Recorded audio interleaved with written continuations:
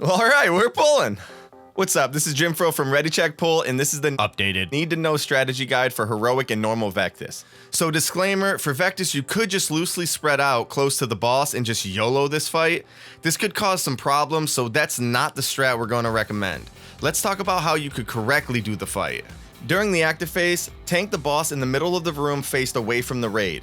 There's no cleave, but the tank wants to stay away from the raid to avoid getting stacks of the Omega Vector debuff. Tanks taunt swap at 2 stacks of Evolving Affliction or when it expires from the off tank. The DPS and healers should stay split into 3 groups loosely stacked close around the boss. When the Omega Vector debuff goes out, make sure there's only 1 Omega Vector debuff in each of those groups to keep them from doubling up onto one person. Try to avoid getting the debuff if you have abnormally high stacks. The boss will occasionally target a player with Gestate that does AoE damage and spawns an ad. Be 5 yards away from the person with Gestate to not take extra damage. This ad needs to be tanked on the boss and killed immediately because it casts a bad healing absorb on the raid. Every 25 seconds, the boss will do a big AoE burst of damage to the raid that increases based on the amount of lingering infection stacks each player has.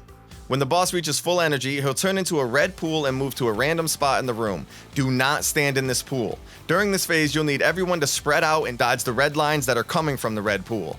More importantly, the boss will put out several red circles around the room that need to be soaked by a single player each. Missing a soak spawns an extra ad that you do not want.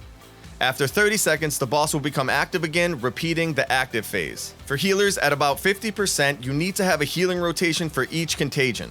This makes sure that the raid gets topped up quickly. And that's the fight. As always, you can find this written guide and more guides at readycheckpull.com.